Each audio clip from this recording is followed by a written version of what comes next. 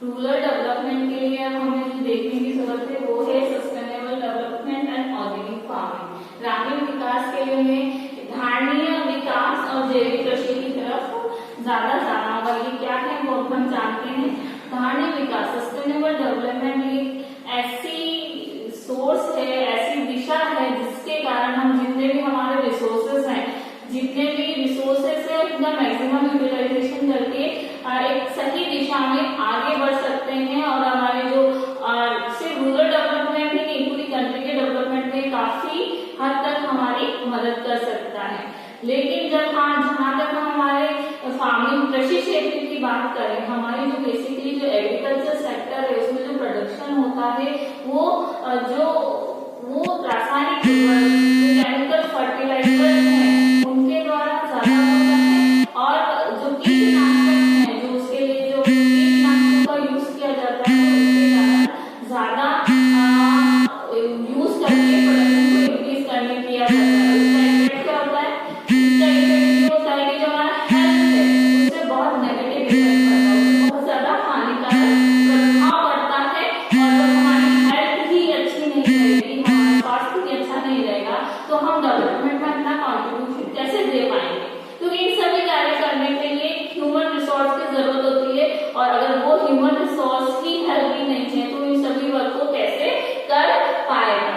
और भारत में जो ट्रेडिशनल एग्रीकल्चर होती थी, परंपरागत कृषि होती थी, वो इस रासायनिक उर्वरकों और कीटनाशकों के माध्यम से ही ज्यादा होती थी। फर्टिलाइजर्स के द्वारा ही और पेस्टिसाइड्स के द्वारा ही ज्यादा होती थी। अब इससे हमने ग्रीन रेवोल्यूशन देखा। ग्रीन रेवोल्यूशन में हमारा जो फूड प्रोडक्शन में बहुत ज्यादा इंक्रीज हुआ था, लेकिन वो क्यों हुआ था? क्योंकि इस रेवोल्यूशन में ज्यादा से ज्यादा केमिकल फर्टिलाइजर और पेस्टिसाइड्स का यूज हुआ था जिससे हमारा प्रोडक्शन एकदम से बढ़ गया था। लेकिन इन फर्टिलाइजर्स का और पेस्टिसाइड्स का ज्यादा यूज करने से हमारी जो सॉइल की प्रोडक्टिविटी है वो धीरे धीरे कम होने लगती है। तो उसका लॉस बाद में जाके हमें पता चला था कि हमारी जो मृदा की उर्वरा शक्ति है, जो हमारी मिट्टी की उर्वरा शक्ति है वो बहुत कम होती जा रही है और इन कीटनाशकों के हमारे बॉडी में से जाने से बहुत तरह की डिजीजेस को हमें देखने को मिल रही है, हमारे सामने आती जा रही है। आज हम देखते हैं बहुत छोटे से छोटे बच्चे को अजीब तरह की डिजीजेस हो जाती है। ये सब क्या है? क्योंकि हमारी जो हेल्थ हैबिट्स है वो चेंज हो गई है और हम ये केमिकल फूड ज्यादा खाने लग गए हैं। तो अब इन सब चीजों को दूर करने के लिए हमें एक ऐसी टेक्नोलॉजी को अपनाना होगा जो कि एनवायरमेंटल फ्रेंडली हो, पर्यावरण की मित्र गाई जाए। और इसी में सबसे पहला जो नाम आता है वो है जैविक कृषि का, ऑर्गेनिक फार्मिंग जिसे हम कहते हैं, उसका नाम आता है। ऑर्गेनिक फार्मिंग को हमें हमारी टेक्नोलॉजी में यूज करके प्रोडक्शन को इंक्रीज करना होगा, क्योंकि ऑर्गेनिक फार्मिंग जैविक कृषि से जितना भी प्रोडक्शन होता है वो बहुत हेल्थ बेनिफिटेड होता है, स्वास्थ्य के लिए बहुत लाभदायक होता है और इसके बहुत सारे बेनिफिट्स भी होते हैं। हम ये देख लेते हैं कि बेसिकली जैविक कृषि होती क्या है, जो ऑर्गेनिक फार्मिंग होती क्या है। तो ऑर्गेनिक फार्मिंग जो खेती करने का वह मेथड होता है जो कि पर्यावरण एनवायरमेंट के बैलेंस के लिए रिस्टोर करने में, जो पर्यावरण का संतुलन है उसे पुनः स्थापित करने के लिए, मतलब उसके संरक्षण, उसके प्रोटेक्शन और संवर्धन, इकोलॉजिकल बैलेंस के लिए बहुत ही ज्यादा जरूरी होता है। तो बेसिकली जो एग्रीकल्चर फार्मिंग है वो हमारे एनवायरनमेंट को दोबारा रिस्टोर करेगी, पुनः संरक्षण करेगी और जब हमारा एनवायरमेंटल अच्छा हेल्दी होगा तो हम हेल्दी होंगे और हम अपनी अगर हम हेल्दी होंगे तो हम हमारे जो रूरल डेवलपमेंट है और इंडिया का जो ऑल ओवर डेवलपमेंट है उसमें अच्छे से कंट्रीब्यूशन कर पाएंगे। और इससे जो फूड हमें प्राप्त होता है ऑर्गेनिक खेती से, कि जो फूड हमें प्राप्त होता है, आहार हमें प्राप्त होता है वो बहुत ही सिक्योर होता है, सुरक्षित होता है। वो हमारे बॉडी में न्यूट्रिशन जिसे हम कहते हैं पोषण, वास्तविक पोषण को पहुंचाता है और बॉडी के डेवलपमेंट में काफी काम करता है। तो हम अब देखते हैं कि ऑर्गेनिक फार्मिंग के, जैविक कृषि के लाभ क्या क्या है, बेनिफिट्स क्या क्या है। ऑर्गेनिक फार्मिंग के लिए हमें जो ऑर्गेनिक इनपुट्स हैं उनपे ज्यादा ध्यान होगा और ये जो इनपुट्स होते हैं बहुत ही चीप कॉस्ट के होते हैं, बहुत ही ज्यादा सस्ते होते हैं। अब जैसे हमने केंचुए का नाम सुना है, केंचुआ क्या कहते हैं कि केंचुए को किसान का मित्र कहा जाता है। वो सॉइल में जो सॉइल के जो उर्वरकता है उसको बढ़ाने में काफी हेल्पफुल होता है। इसके अलावा जो डंग है, जो गाय भैंस का जो गोबर जिसे हम बोलते हैं उसे हम पानी में यूज करें, वो भी बहुत हेल्प प्रोडक्टिविटी को, सॉइल की प्रोडक्टिविटी को बढ़ाने के लिए काफी हेल्पफुल होता है। तो ये बहुत चीप होते हैं, बहुत सस्ते होते हैं, इतने महंगे नहीं होते, जबकि केमिकल फर्टिलाइजर्स बहुत महंगे भी होते हैं, हमारी बॉडी को बहुत ज्यादा हार्म भी करते हैं। और इनका इन्वेस्टमेंट करने से, ऑर्गेनिक फार्मिंग से रिलेटेड गुड का इन्वेस्टमेंट करने से हमें प्रॉफिट भी मिलता है और इनसे जो हमें प्रोडक्शन होता है उसको एक्सपोर्ट करने पर हमें बहुत ज्यादा इनकम भी मिलती है, बहुत ज्यादा आय भी प्राप्त होती है। रासायनिक जो केमिकल इनपुट्स होते हैं उसके कारण हमें बहुत ज्यादा हेल्थ जो होते हैं वो हेल्थ बेनिफिट नहीं होते, हमारे हेल्थ में डेफिशिएंसी आती है, कमी आती है। तो रासायनिक इनपुट्स की जगह, केमिकल इनपुट्स की जगह ऑर्गेनिक इनपुट्स की और हमें ज्यादा ध्यान देना होगा, जो हमें न्यूट्रिशन भी देते हैं, पोषण भी देते हैं। इसके अलावा ये हमें लेबर बेस्ड होते हैं, क्योंकि हम जानते हैं हमारी कंट्री की पॉपुलेशन बहुत ज्यादा है, तो उसको एम्प्लॉयमेंट जनरेट करने के लिए लेबर बेस्ड होते हैं। इनमें श्रम शक्ति की बहुत ज्यादा जरूरत होती है, तो हमारी रोजगार की समस्या का भी समाधान हो सकता है। एनवायरमेंट की सुरक्षा तो हो ही रहेगी, क्योंकि हमारी सॉइल की प्रोडक्टिविटी बढ़ेगी और से जो प्रोडक्शन होगा वो हमारे एनवायरमेंटल फ्रेंडली होगा, क्योंकि जो एनवायरमेंट एयर है वो सब भी प्योर रहती है इस तरह के प्रोडक्शन करने से। इसके अलावा जो हमारी इसका जो प्रोडक्शन होता है वो उससे बहुत ज्यादा हमें बेनिफिट्स मिलते हैं, लाभ मिलता है, हमें शारीरिक मानसिक सभी तरह की सिक्योरिटीज हमें ऑर्गेनिक फार्मिंग से मिलती है। और धीरे धीरे इस तरह की फार्मिंग का जो चलन है वो बढ़ता जा रहा है। हमें भारत में ऑर्गेनिक फार्मिंग को बढ़ाने के लिए बहुत ज्यादा अवेयरनेस की जरूरत है, जागरूकता उत्पन्न करने की जरूरत है। इसके लिए जरूरी है कि हम हमारी जो पॉलिसीज बनाते हैं, जो मार्केटिंग पॉलिसीज हैं उस पर ध्यान दें, जिससे ज्यादा से ज्यादा लोग इसकी और जागरूक हो, जो हमारे फार्मर्स है इस तरह की फार्मिंग के लिए जागरूक हो। क्योंकि हमारे देश में क्या है कि कोई भी सर्टेनिटी नहीं है, ना मॉनसून की सर्टेनिटी है, ना किसी चीज की सर्टेनिटी। तो इन चीजों का खराब होने का ज्यादा रहता है, तो किसान ज्यादा प्रोडक्शन नहीं सकते, हमें केमिकल फर्टिलाइजर ज्यादा यूज कर लेते हैं। और ऑर्गेनिक फार्मिंग से जो प्रोडक्शन होता है वो हेल्दी तो होता है, लेकिन उसके थोड़े खराब होने की संभावना जल्दी हो जाती है। तो फार्मर्स को इस तरह से जागरूक करना होगा कि किस तरीके से वो इस फार्मिंग के थ्रू प्रोडक्शन करके वो ज्यादा खराब भी ना हो, जल्दी खराब भी ना हो, और इससे उनको बहुत ज्यादा बेनिफिट मिले। इसके लिए गवर्नमेंट को बहुत सारी पॉलिसीज बनानी होगी, लोगों को अवेयर करना होगा, फार्मर्स को अवेयर करना होगा, मार्केटिंग पॉलिसीज ऐसी बनानी होगी कि लोग ऑर्गेनिक फार्मिंग की तरफ बढ़े। और जो जैविक उत्पाद होते हैं उन उत्पादों को की जो प्रोडक्टिविटी है उसको ज्यादा से ज्यादा हम यूटिलाइज कर सके, और ये प्रोडक्टिव जो जैविक उत्पाद है वो हमारे लिए बेनिफिशियल साबित हो सके। तो इस पूरे चैप्टर में हमने देखा कि ग्रामीण जो डेवलपमेंट है, रूरल जो डेवलपमेंट है, उसमें वो क्या चीज है, उसके लिए गवर्नमेंट कितने एफर्ट्स कर रही है, उसके लिए हमें क्या करना है और किस दिशा में हम अपने एक्टिविटीज को डाइवर्ट करें, agriculture and non agriculture activities में डाइवर्ट करें। क्योंकि हमारा जो एग्रीकल्चर सेक्टर है वो रूरल एरिया से ज्यादा रिलेटेड है, तो कैसे उनको डाइवर्ट करें ताकि ग्रामीण विकास हो, उसके साथ साथ ही हमारे कंट्री का भी विकास हो। लेकिन अभी तक भी हमारे कंट्री में इतना डेवलपमेंट नहीं हो पाया है, ग्रामीण जनसंख्या का एक बहुत बड़ा हिस्सा अभी भी निर्भर है। तो ऐसा तब तक संभव नहीं है जब तक कि हम कहते हैं कि चमत्कार ना हो जाए। तो इसके लिए हमें बहुत ज्यादा करने की जरूरत है, सरकार को अपनी पॉलिसीज को चेंज करने की जरूरत है, उसके अकॉर्डिंग वर्क करने की जरूरत है। लोग इस दिशा में ज्यादा सोचे, उस तरफ ध्यान देने की ज्यादा जरूरत है। सरकार बहुत सारे प्रयास कर रही है, हम ये पशुपालन, मत्स्य पालन, उद्यान विज्ञान और जो दूसरे क्षेत्र इससे संबंधित है उनके उत्पादन में किस तरह से सहयोग करके ऑर्गेनिक फार्मिंग का यूज करके कैसे रूरल डेवलपमेंट में अपनी कंट्रीब्यूशन दे सकते हैं, वो हमें हमें अभी बहुत ज्यादा उसकी तरफ सोचने की जरूरत है। हमारे पास रिसोर्सेज हैं लेकिन हम उसका अच्छे से उपयोग नहीं कर रहे हैं। तो उन रिसोर्सेज का, उन संसाधनों का हम कैसे विकास करें ताकि हमारा रूरल डेवलपमेंट हो, उसकी उस दिशा में अभी हमें काफी बड़े कदम उठाने होंगे। आई होप आपको ये चैप्टर समझ में आया। मॉर्निंग स्टूडेंट्स, आज हम आपकी book development of Indian economy, भारतीय अर्थव्यवस्था का विकास, उसके चैप्टर 6 रूरल डेवलपमेंट, ग्रामीण विकास, उसके बारे में हम हमारे प्रीवियस 2 वीडियोस में काफी कुछ पढ़ चुके हैं। हम आगे अपना स्टडी कंटिन्यू करते हैं। हमने हमारे पिछले वीडियो में देखा था डाइवर्सिफिकेशन इनटू प्रोडक्टिव एक्टिविटीज, उत्पादक गतिविधियों का विविधीकरण के बारे में हमने डिस्कस किया था और उसके अंदर हमने देखा था कि 4 एक्टिविटीज के बारे में डिस्क्राइब किया गया है। एनिमल हस्बेंड्री, पशुपालन, फिशरीज मत्स्य पालन, हॉर्टिकल्चर, उद्यान विज्ञान, बागवानी and other alternative livelihood options, अन्य रोजगार या आजीविका के जो विकल्प हैं उनके बारे में।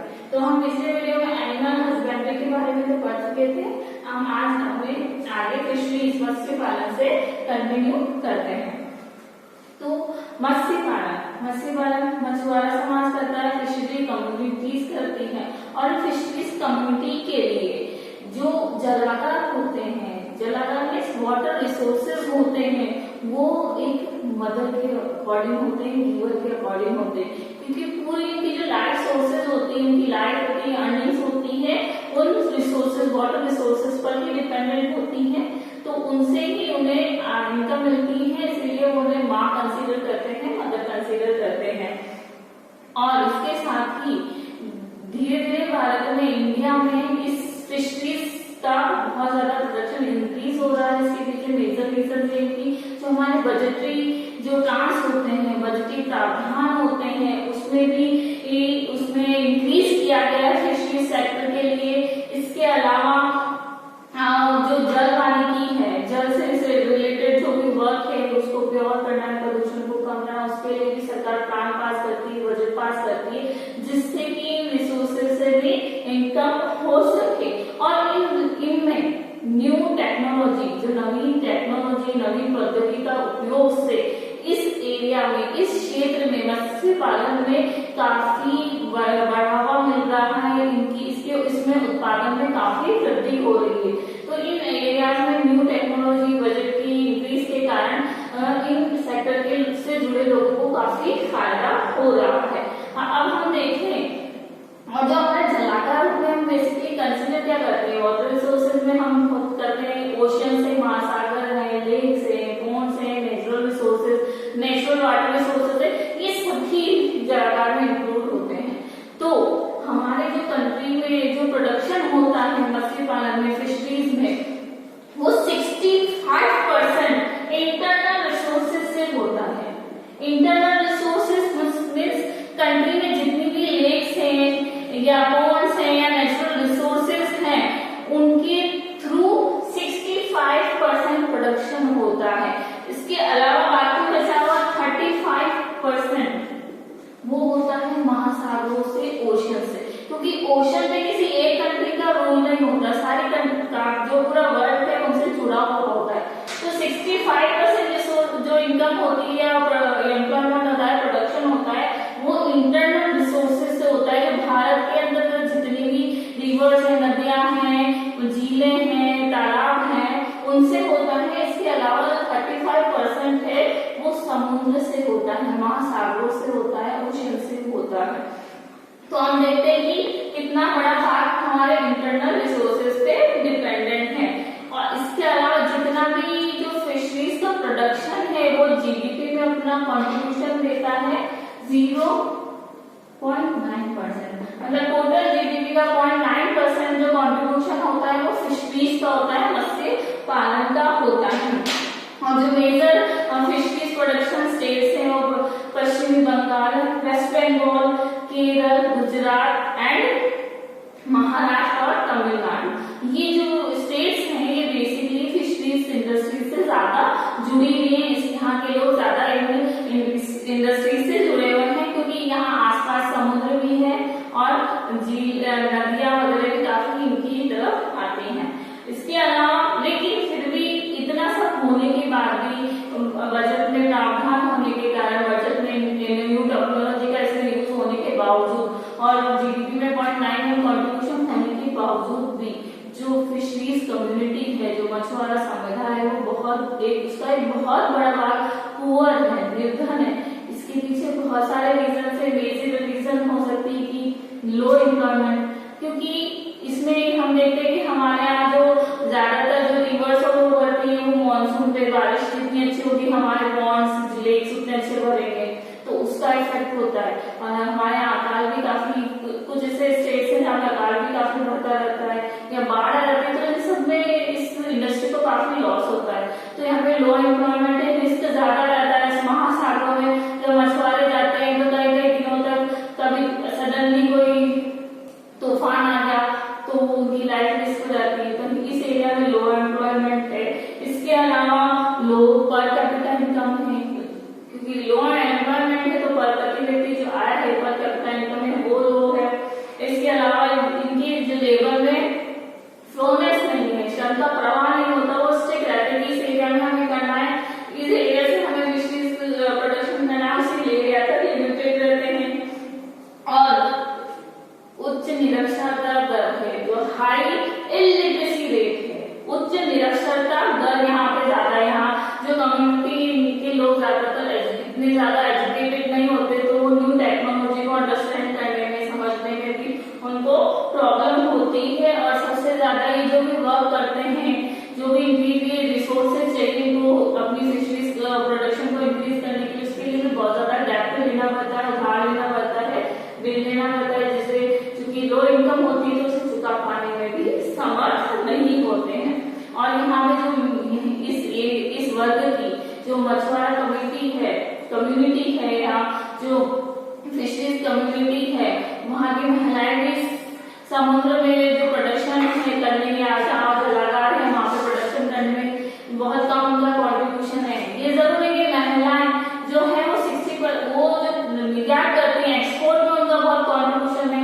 60% जो प्रोडक्शन है वो उनको एक्सपोर्ट करने में हेल्प करती है। 40% जो है वो इंटरनल ट्रेड के द्वारा वो बैलेंस करने की कोशिश करती है। लेकिन फिर भी महिलाओं के लिए अभी भी बहुत ज्यादा काम करना इस एरिया में जरूरी हो जाता है। इसके लिए जो है महिलाओं को क्रेडिट फैसिलिटीज, जो वुमेन है उनको क्रेडिट फैसिलिटीज दी जानी चाहिए, या जो कोऑपरेटिव सोसाइटीज है उनके द्वारा हेल्प दी जानी चाहिए। इसके लिए काफी सेल्फ हेल्प ग्रुप, जिसके बारे में हमने पिछले वीडियो में पढ़ा था कि जो स्वयं सहायता समूह होते हैं वो भी आगे बढ़कर इनकी हेल्प करे। तो हम इस एरिया में फिशरीज जो प्रोडक्शन है, जो मत्स्य उत्पादन है, उस एरिया में इंक्रीज करके उसके जीडीपी के कॉन्ट्रीब्यूशन को काफी हद तक बढ़ा सकते हैं।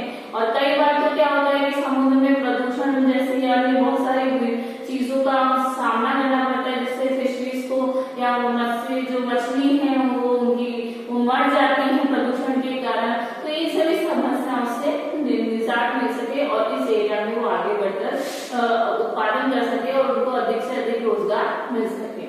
अब हम देखते हैं दूसरा हमारा जो है थर्ड पॉइंट, हॉर्टिकल्चर, उद्यान विज्ञान और बागवानी।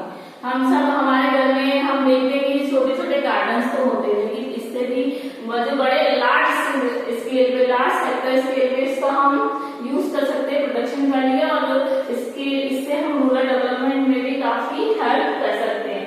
हम जानते हैं हमारी कंट्री जो है डाइवर्सिटी की कंट्री है, बहुत विविधता वाली कंट्री है। यहाँ हर एरिया में हम चाहे north side, south side, east और वेस्ट किसी भी साइड ले ले, हर टाइम क्लाइमेट में चेंजेस रहते हैं। डिफरेंट सीजन्स होते हैं, डिफरेंट क्लाइमेट होते हैं। जो ऋतु है वो अलग होती है, वहाँ की सॉइल अलग होती है, वहाँ की मिट्टी अलग होती है। और नॉर्थ में जाएंगे तो वहाँ पे पहाड़ी मिट्टी होगी, यहाँ हमारे राजस्थान में बालू मिट्टी ज्यादा मिलती है, असम में दूसरी तरह की मिट्टी मिलती है। तो हर एरिया डाइवर्सिटी बहुत है, विविधता बहुत है, सीजन्स की ले लो, क्लाइमेट की ले लो, चाहे सॉइल की ले लो। ये हमारे देश की बहुत बड़ी क्वालिटी है। तो हमारे देश ने इसी के अकॉर्डिंग जो है बागवानी एरिया को अपनाया है, क्योंकि हर तरह की सॉइल और हर तरह का क्लाइमेट हर तरह की उद्यान विज्ञान के लिए उपयोगी नहीं होता। हर तरह के फल सब्जियों के लिए, फ्रूट्स वेजिटेबल्स के लिए, मसालों के लिए यूजफुल नहीं होता। हर एक चीज के लिए अलग अलग क्लाइमेट और अलग अलग सॉइल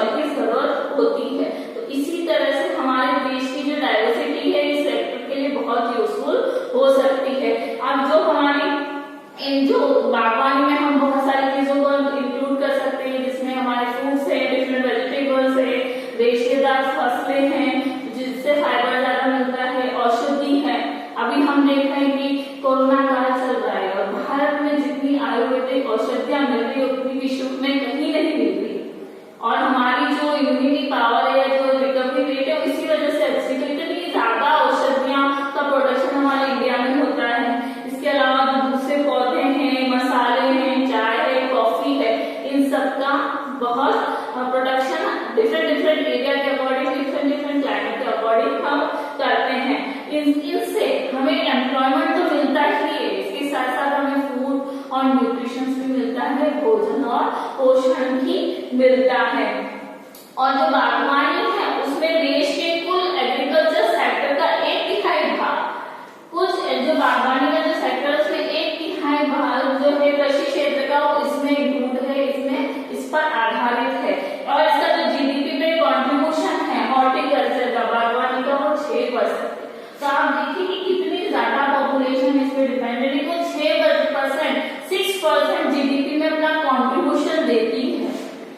और इसके अलावा भारत जो है बहुत सारे जो फ्रूट्स हैं, वेजिटेबल्स है, मसाले हैं, उनमें बहुत ज्यादा अग्रणी, जिसमें मैंगो हुआ, कोकोनट हुआ, बनाना हुआ, और जो दूसरे मसाले होते हैं उसमें भारत का विश्व में, वर्ल्ड में फर्स्ट प्लेस है इनके प्रोडक्शन में, उनके निर्यात में। मतलब भारत से ज्यादा यहाँ उत्पादन विश्व के किसी भी देश में नहीं होता है। काजू हुआ, कैशू, इसमें भी भारत नंबर 1 पे आता है। इसके अलावा जो फल सब्जी है, फ्रूट्स और वेजिटेबल्स है, उसमें भारत का वर्ल्ड में 2nd पोजीशन है, दूसरे नंबर पे आता है। तो हम कितना ज्यादा प्रोडक्शन कर सकते हैं, करते हैं, और कितना ज्यादा इस सेक्टर को इंक्रीज कर सकते हैं, डेवलप कर सकते हैं, इसमें कितनी सारी अपॉर्चुनिटीज हैं, अवसर है।